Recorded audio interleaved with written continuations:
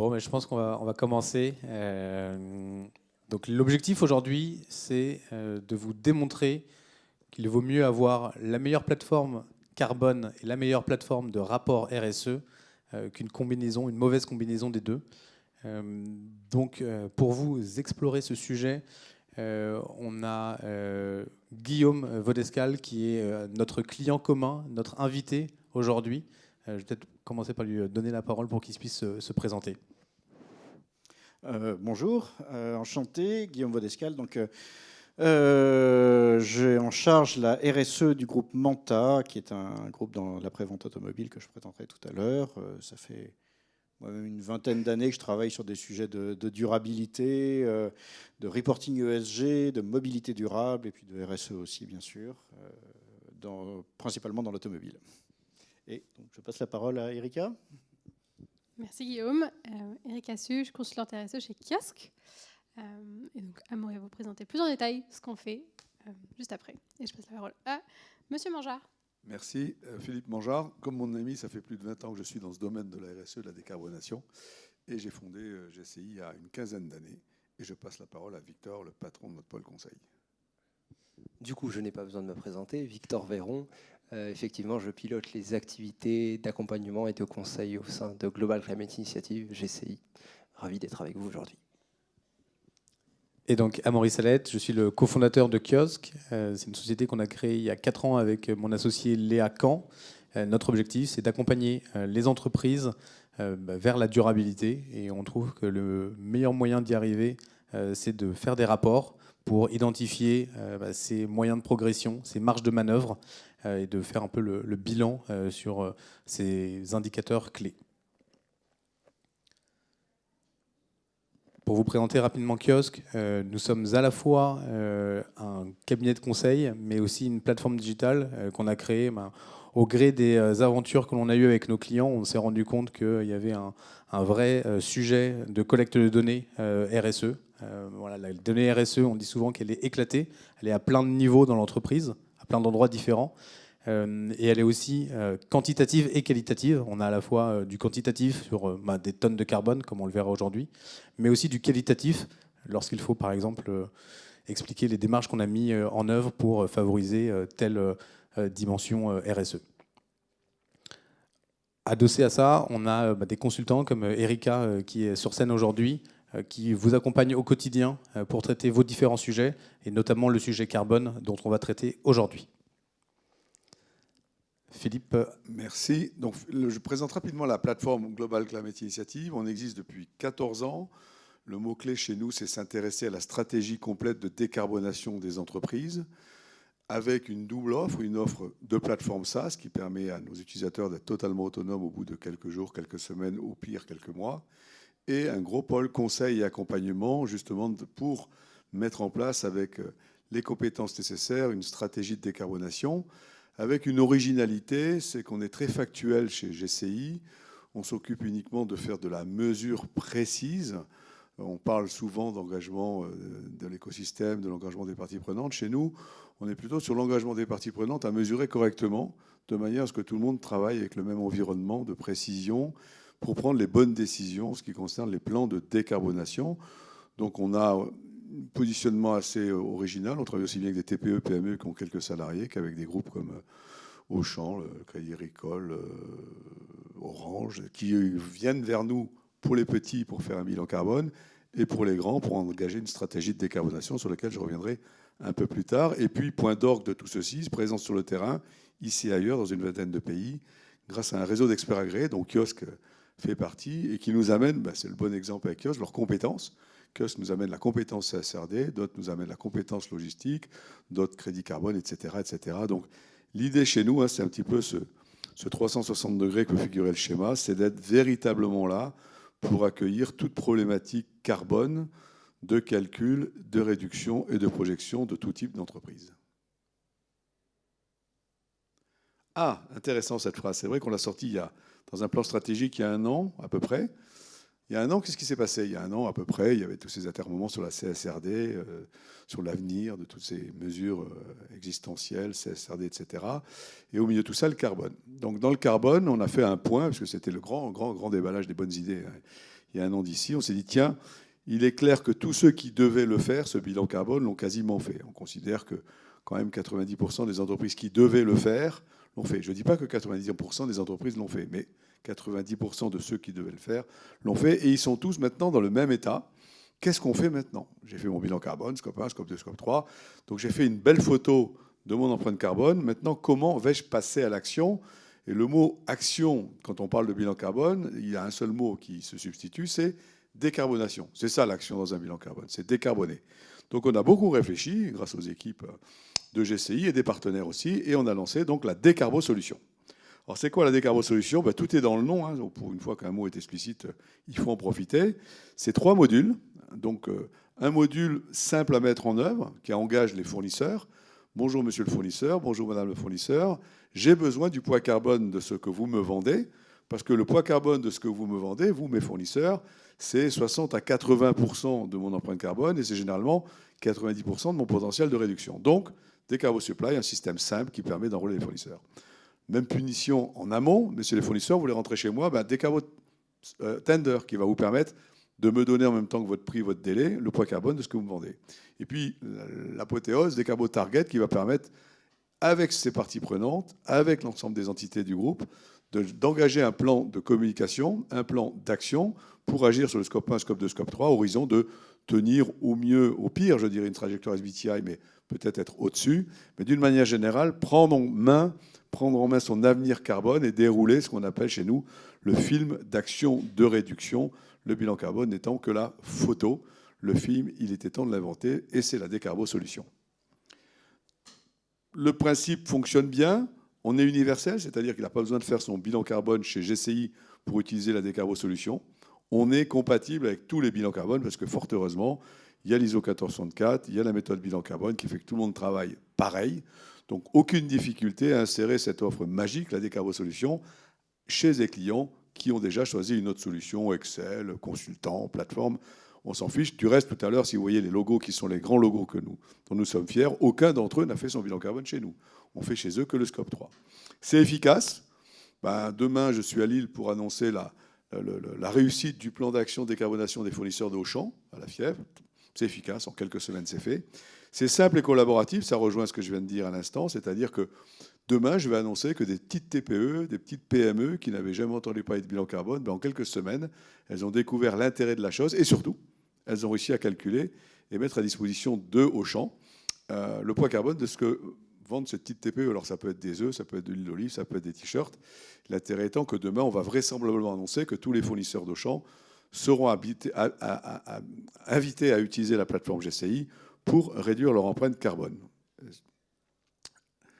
Et je passe la parole à l'ami du groupe Manta. Je voudrais conclure en disant que tout ceci, j'ai oublié le mot-clé, c'est que ces plateformes de décarbonation des fournisseurs sont entièrement gratuites. De là le succès, parce que quand vous dites à un fournisseur tu dois dépenser 0 € et un petit peu de ton temps pour me faire plaisir, c'est rare qu'ils disent non. Voilà, j'avais fini enfin. Alors quelques mots sur le groupe Manta, qui n'est pas très connu du grand public, c'est le moins qu'on puisse dire. Juste d'abord peut-être quelques chiffres clés que j'ai choisis, parce que forcément ça joue sur les seuils vis-à-vis des différentes réglementations. Donc c'est un groupe qui fait à peu près 380 millions de chiffre d'affaires. On est un peu plus de 1200 collaborateurs aujourd'hui.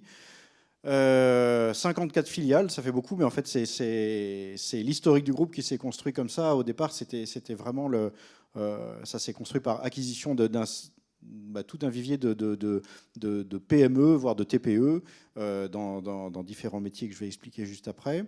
Et on est répartis sur plus d'une centaine de sites géographiques, principalement en France, mais aussi en Tunisie et en Espagne. Alors, on a 5 grandes activités dans le domaine de la prévente automobile, avec historiquement l'économie circulaire, qui est vraiment notre cœur de métier. Puisque en fait, notre métier historique consiste à récupérer des vieilles pièces et à les remanufacturer pour les revendre. Là, je parle principalement de pièces automobiles mécaniques. Et pour ça, on fait appel à d'autres métiers pour se fournir notamment en vieilles pièces, justement.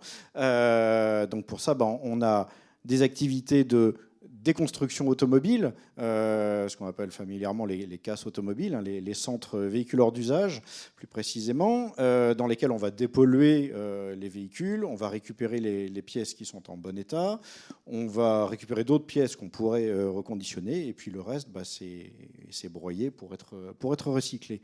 On a des activités de dépannage, remorquage, qui elles aussi nous fournissent bien évidemment des pièces qu'on pourra remanufacturer. Et puis, on a également des activités d'entretien et réparation avec tout un réseau de centres auto un peu partout en France.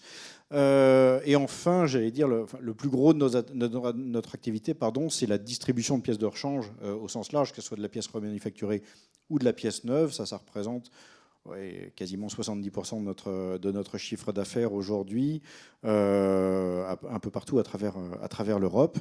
Le modèle d'affaires étant que nous, on achète directement à des équipementiers et on revend à des grossistes qui eux-mêmes vendent à des garages, pour faire simple. Merci beaucoup, Guillaume.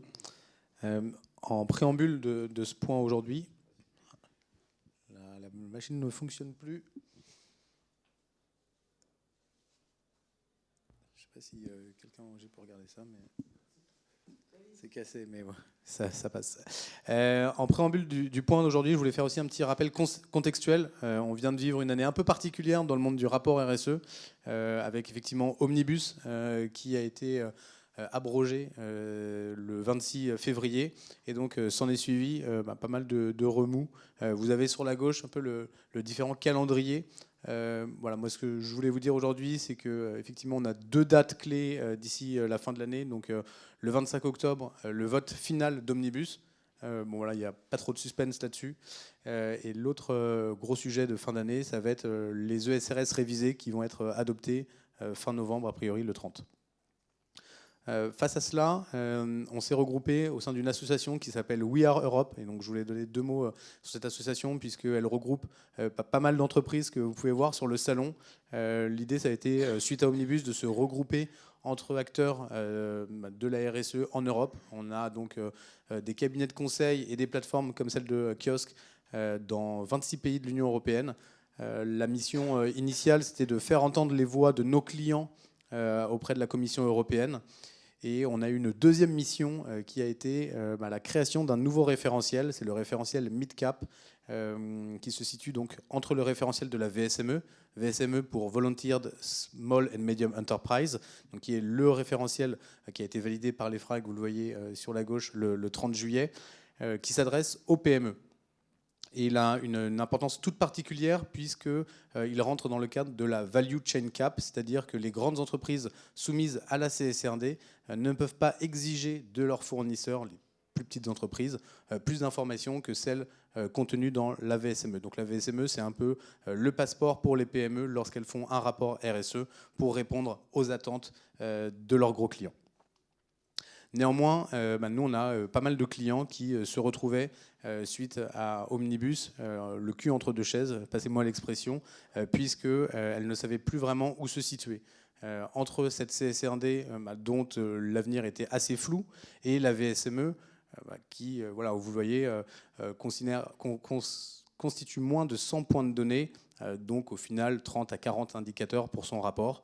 Parfois c'est un peu léger, et pour certaines entreprises, ça revenait à faire un peu machine arrière par rapport au rapport qu'ils avaient déjà produit. Donc on a constitué le rapport MidCap. Voilà, c'était le petit instant promotion de ce nouveau référentiel qu'on va soumettre à l'EFRAG d'ici la fin de l'année, et pour lequel, au niveau de l'association, on a déjà plus de 100 entreprises qui sont concernées, qui sont embarquées plutôt. Ça refonctionne. Merci beaucoup. Dernière chose, avant de rentrer dans le vif du sujet, on voulait peut-être rappeler pourquoi aujourd'hui le reporting est devenu incontournable pour les entreprises. Là, vous avez plein de raisons sur l'écran. Je voulais peut-être revenir sur 2 gros sujets qu'on a vu vraiment revenir de manière assez récurrente cette année auprès de nos clients.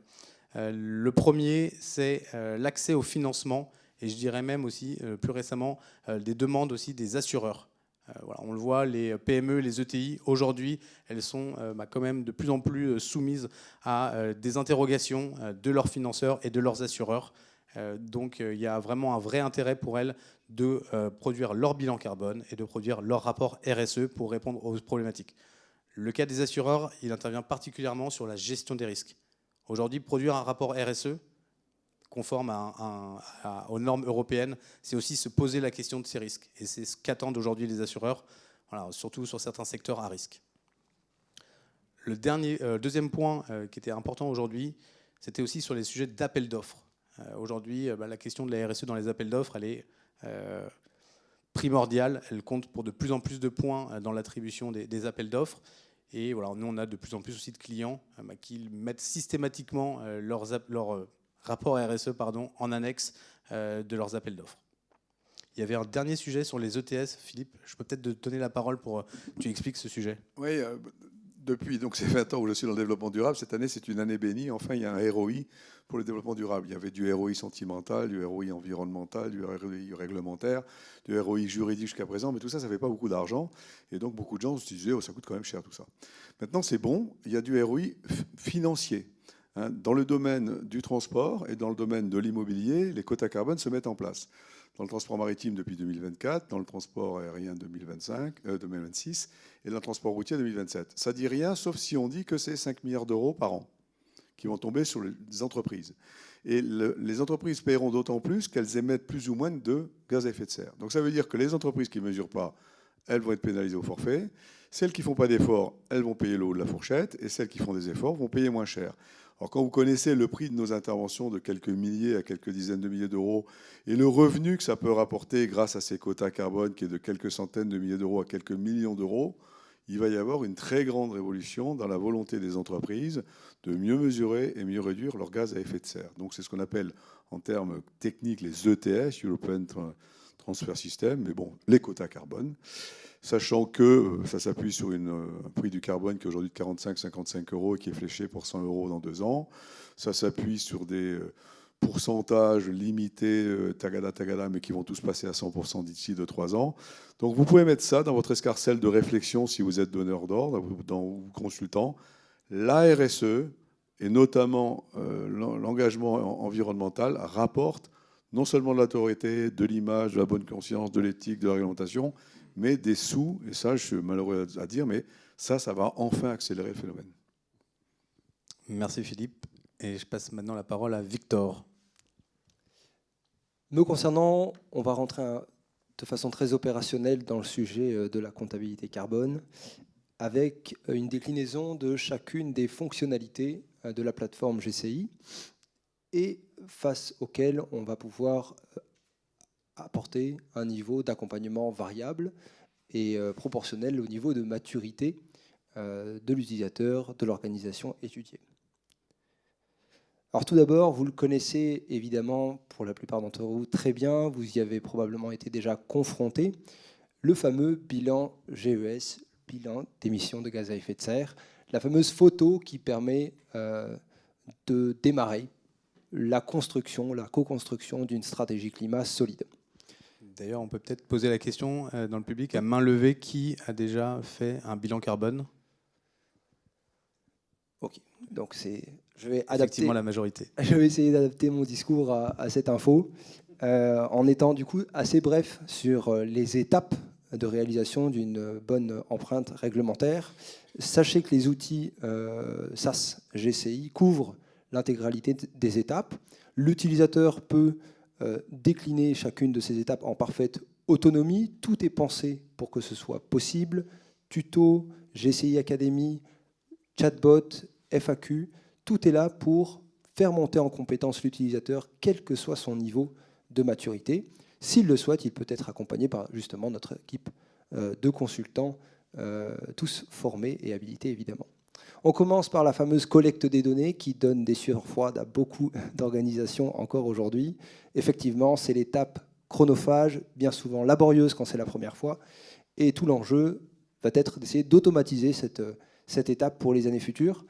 C'est tout à fait possible et nous le constatons au quotidien. Ça se fait excessivement bien quand les outils sont là.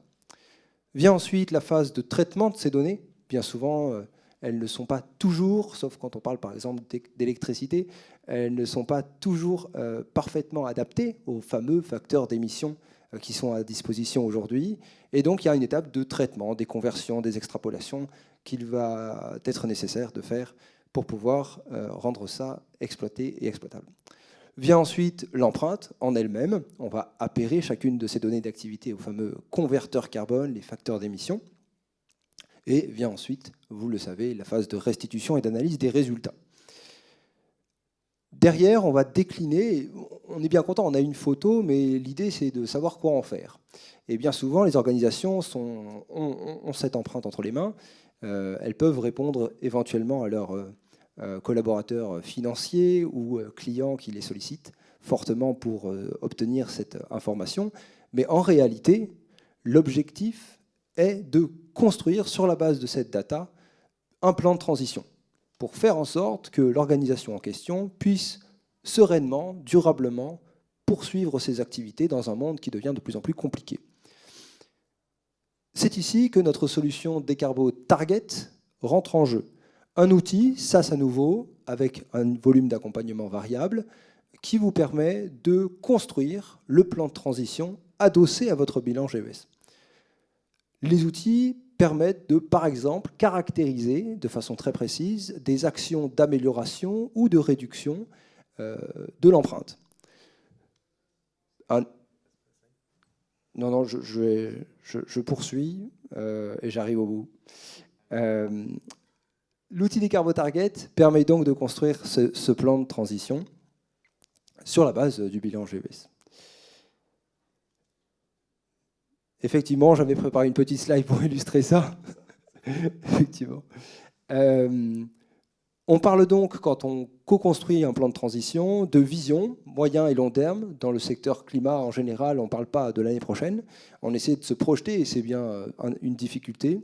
Ensuite, on va, je le disais à l'instant, caractériser des actions de réduction, définir des périmètres temporels, associer des ressources humaines, financières, pour mener à bien ce plan de transition, et enfin tracer, dessiner une trajectoire de décarbonation indexée sur la science. On va parler de trajectoire SNBC, SBTI. Et on se rend compte, 9 fois sur 10, ça a été dit précédemment, que le fameux scope 3, les émissions indirectes de gaz à effet de serre, représentent quasi systématiquement la large part, le large volume des émissions de gaz à effet de serre de l'empreinte, et notamment les fameux achats. C'est ici qu'on a développé Decarbo Supply. L'idée est toute simple, engagez votre chaîne de valeur, parce que sans vos fournisseurs, vous ne ferez pas grand-chose.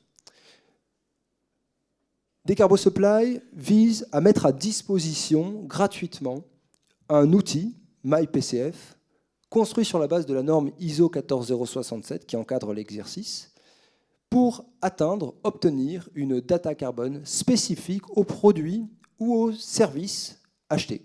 J'insiste sur service, bien souvent il y a un blocage, on ne sait pas pourquoi. Réaliser un PCF sur un service, c'est tout aussi simple, c'est le même schéma de pensée, c'est le même procédé que de réaliser le poids carbone spécifique d'un produit physique. Derrière un service, il y a des flux physiques que l'on va essayer d'identifier pour construire et obtenir le poids carbone de ce service. C'est tout aussi simple. Derrière, le donneur d'ordre va obtenir cette data, pouvoir la trier, l'exporter, la faire sienne pour l'exploiter. Et à ce moment-là, il est en capacité de déployer ce qu'on appelle chez GCI la discrimination carbone positive, effectivement, à méthode égale, unité fonctionnelle, ça parlera à certains égale, on peut comparer l'intensité carbone d'un produit ou d'un service. On ajoute donc, grâce à ça, au traditionnel critère qualité-prix, le fameux critère carbone. Tout ceci forme un cercle vertueux, puisqu'une fois cette data récoltée, elle peut être intégrée au bilan GES actuel. Cela permet, dans un premier temps, d'améliorer la précision de l'empreinte, c'est toujours un enjeu. Et dans un second temps, on se dote des outils nécessaires pour piloter ces achats différemment, fort de ces outils-là. Merci à vous, je passe la main. Je rajoute que le cercle vertueux continue parce que les fournisseurs qui ne sont pas plus bêtes que nous comprennent l'intérêt à leur tour d'enrôler leurs propres fournisseurs. Et comme la plateforme est gratuite aussi pour leurs fournisseurs, ils améliorent leur PCF par la meilleure connaissance des PCF de leurs fournisseurs. Et c'est comme ça qu'on a déjà, alors qu'on a lancé ça il n'y a même pas un an, des rangs 4 commencent à jouer le jeu sur la plateforme. C'est moi qui prends le relais. Je prends le relais à partir de là. Une fois que vous avez réalisé tout ce travail sur le bilan carbone, évidemment, ça ne s'arrête pas là, que vous avez engagé votre supply chain, que vous avez mis en place vos engagements et vos trajectoires carbone et que vous faites le travail de votre côté. Ce que vous avez surtout envie de faire, c'est de le valoriser auprès de vos parties prenantes. Et c'est aussi pour ça que vous produisez souvent des rapports RSE. Est-ce que certains d'entre vous qui ont déjà levé la main pour le bilan carbone ont aussi publié un rapport RSE déjà une fois? Beaucoup moins de personnes, et on n'est pas surpris, évidemment.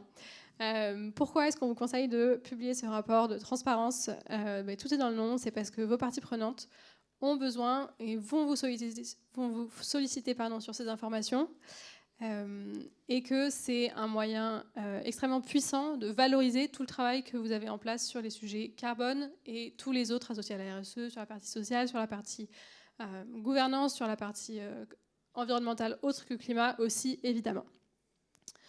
Ce qu'on vous conseille, bien évidemment, chez Kiosk, c'est de vous outiller pour que le reporting se fasse de la façon la plus simple possible. Et typiquement, chez Kiosk, vous allez pouvoir rentrer directement ou intégrer directement, on va vous montrer ça juste après, les données de votre bilan carbone, typiquement l'Excel BGS au format réglementaire.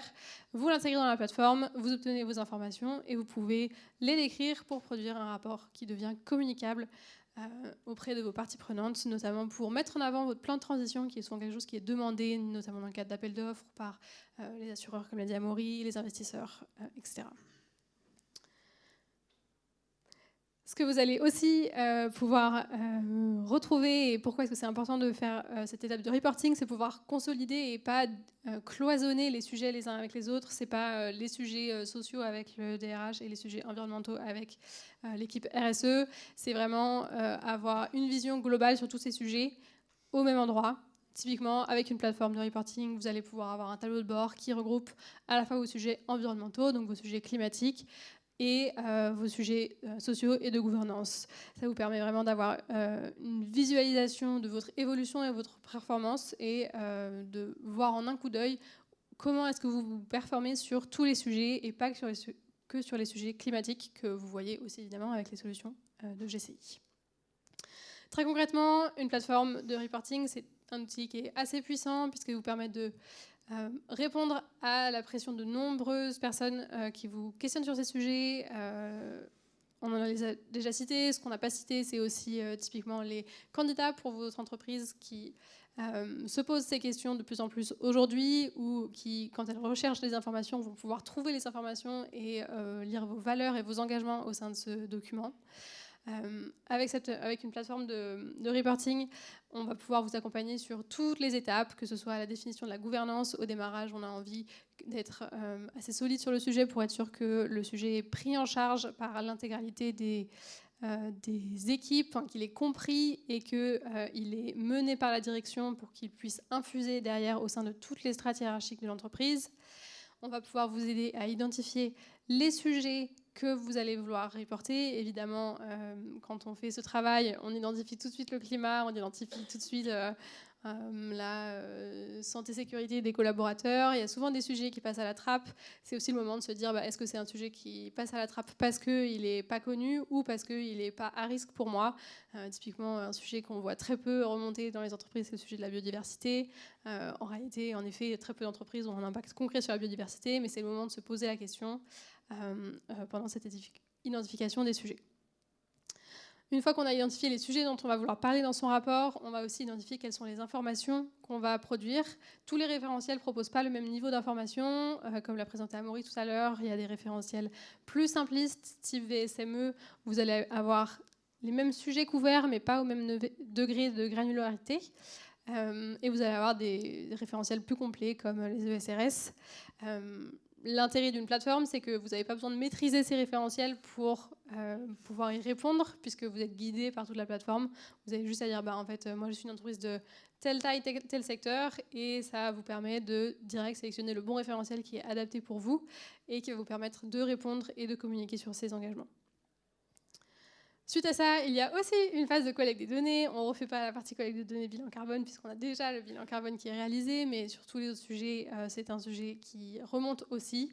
Et de la même façon que s'outiller permet de gagner du temps sur la partie collecte des données, comme l'a dit Victor, c'est aussi le cas évidemment sur le reporting ESG. Sur la production du contenu, l'intérêt d'une plateforme, c'est aussi que vous êtes guidé pour suivre les exigences de chaque référentiel. Et derrière, vous pouvez, avec des plateformes typiques comme Kiosque, produire vos rapports et vos paragraphes assistés typiquement par intelligence artificielle pour passer moins de temps et produire un contenu plus qualitatif. Et enfin, dernière étape de la production d'un rapport ESG, c'est évidemment la mise en forme. Ce rapport, il faut qu'il vous ressemble, il faut que quand vous le communiquez, vous en soyez fiers. Et pour ça, c'est important de le mettre à vos couleurs et de prendre le temps de impliquer l'équipe marketing s'il faut pour que tout ça soit le plus valorisable possible auprès de vos parties prenantes. En bref, avec la plateforme, vous allez pouvoir faciliter la coopération des équipes, identifier les sujets prioritaires, maîtriser tous les référentiels, piloter votre performance, centraliser toutes les données au même endroit et profiter d'une assistance en continu pour produire votre rapport. Merci Erika. Et du coup, je passe la parole à Victor qui va vous montrer concrètement comment est-ce que ça se passe. Vous avez produit votre bilan carbone avec GCI et vous produisez votre rapport RSE avec Kiosque. L'idée ici étant de vous donner une vision claire et synthétique de comment ça se passe entre la plateforme GCI et la plateforme Kiosque, pas à pas, l'aspect interopérable des deux. Effectivement, on commence sur la plateforme GCI pour générer l'empreinte carbone réglementaire. On extrait la data au format Excel. Et de façon automatique, on retrouve l'ensemble des données qui vont être utiles et exclusivement celles qui vont être utiles, notamment sur le volet ESRSE1 de la CSRD, donc tout ce qui concerne la donnée quantitative climat. Automatiquement, vous allez retrouver l'ensemble de vos datas sur votre environnement Kiosque. L'idée pour vous, c'est de faciliter considérablement le passage de l'un à l'autre sans que vous ayez à chercher à droite, à gauche où est l'information que vous recherchez. On constate sur le terrain que pour une simple publication sur le site de l'ADEME, parfois c'est le bout du monde pour certaines organisations. Et pourtant, c'est des copier-coller et c'est des informations qu'il faut aller chercher à droite, à gauche. Ici, le travail est simplifié, vous déposez tout et ça se fait automatiquement. Vous retrouvez vos données et par là même, vous poursuivez le travail sur l'environnement Kiosque pour piloter votre performance et aller au bout de votre reporting. Tout simplement. Très bien. Avant juste de passer la parole à Guillaume, je voulais juste intervenir pour vraiment insister sur le point que vient de décrire Victor. Voilà, on peut avoir des personnes avec qui on parle qui nous disent « Ah, mais avoir deux plateformes, faire deux fois le travail ». En fait, non.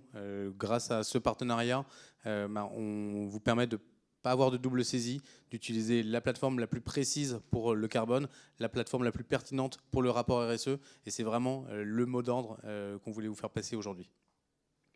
Guillaume, je te laisse la parole pour le fameux retour d'expérience. Bien volontiers. J'avais un petit slide pour illustrer. Non, juste avant. Voilà. Peut-être quelques mots, effectivement, pour parler d'un retour d'expérience sur le bilan carbone qu'on est en train de finaliser avec Erika.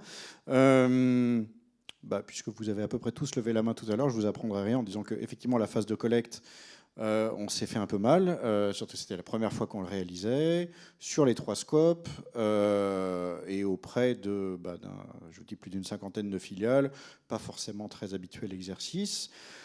Voilà, on a fini par s'en sortir. De là, je veux dire que tout sera complètement automatisé l'année prochaine. J'espère, mais je ne suis pas encore complètement certain, mais enfin ça viendra petit à petit. En tout cas, ça c'est certain. Le deuxième point que je voulais évoquer, c'était le petit dessin qui est illustré à droite. C'est dans quel état je me trouve en ce moment face à ce que Amaury a évoqué tout à l'heure sur les différents changements réglementaires et les différentes interrogations.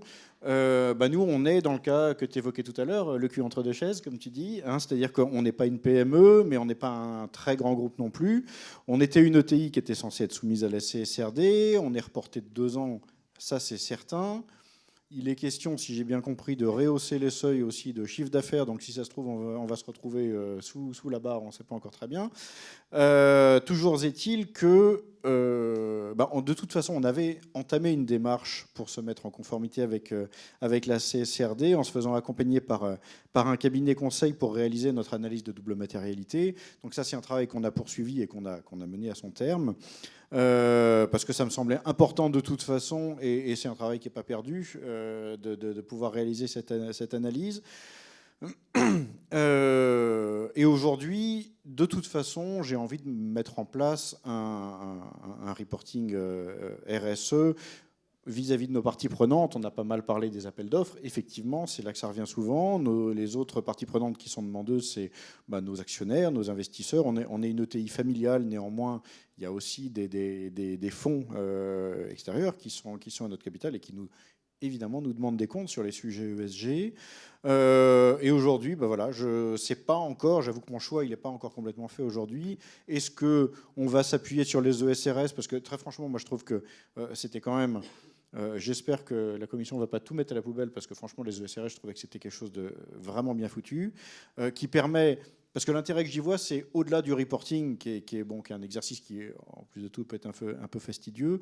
Pour moi, l'intérêt que j'y voyais dans ces ESRS, c'est que c'est un outil assez puissant, je trouve, pour structurer une démarche RSE et mettre en place une démarche, notamment dans une boîte qui, comme la nôtre, n'avait pas encore de stratégie RSE.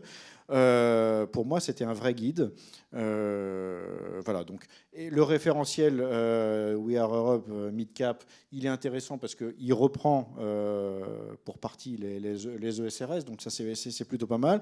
Il y a le référentiel VSME, visiblement, qui a l'air vers lequel pas mal de boîtes, dans notre cas, ont l'air de se tourner aussi, donc peut-être que ça peut être une première marche cette année, et puis aller vers le référentiel mid-cap l'année prochaine, et puis passer à la CSRD après.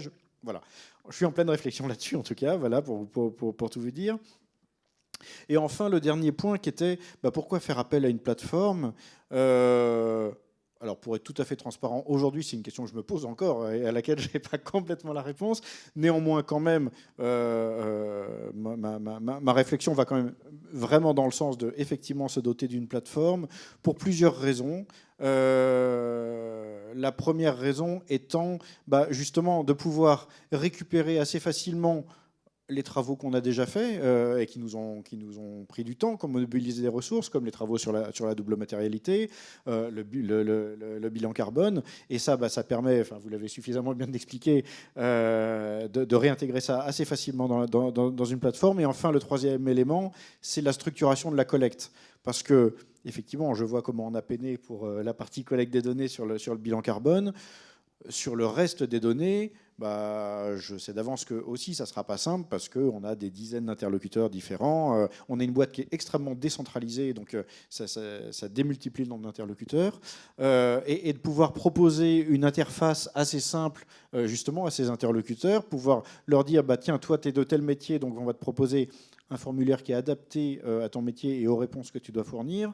Ça me paraît plus simple pour ma tranquillité d'esprit que d'essayer de faire circuler un tableau Excel ou quelque chose comme ça que tout le monde va péter. Enfin, voilà. Et puis, une autre raison aussi, c'est, disons, un exercice de traçabilité qui me semble important. Alors là, je parle d'exercice de reporting volontaire. Néanmoins, on a fait le choix avec mon président de se dire que ce premier rapport RSE, on le soumettrait quand même à notre OTI. Notre OTI, en l'occurrence, c'est NOCAC. Voilà, même si évidemment on n'aura pas... On ne va pas aller chercher je ne sais pas comment on appelle ça, un audit officiel, parce qu'il n'y a pas besoin. N'empêche qu'on trouvait important de pouvoir leur présenter ce rapport et de pouvoir avoir un outil qui, justement, permet un accès spécial pour les OTI qui puissent comment dire, valider la façon dont on a collecté les données sans avoir à ce qu'on repasse, je sais pas, 1 mois et demi, 2 mois de discussion avec les CAC pour savoir, mais alors, où est-ce que vous avez trouvé cette donnée, est-ce que vous pouvez me la montrer, tout ça. Ça, pour moi, c'est un gain de temps assez précieux également. Parfait. Bah, écoute, merci beaucoup Guillaume pour ce petit retour d'expérience. On arrive bientôt à la fin du temps qui nous était imparti aujourd'hui.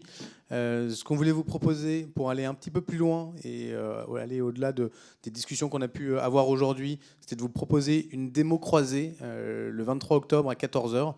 Vous voyez ici au milieu le QR code à scanner si vous voulez vous inscrire pour cet événement-là.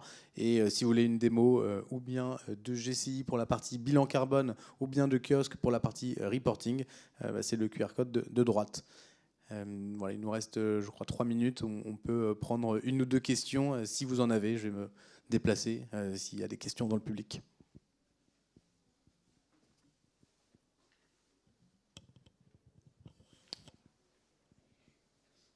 Est-ce qu'il y a une petite question? Non, il n'y a pas de question. Peut-être une petite question pour Guillaume sur son retour d'expérience. On est prêt à payer si vous posez une question.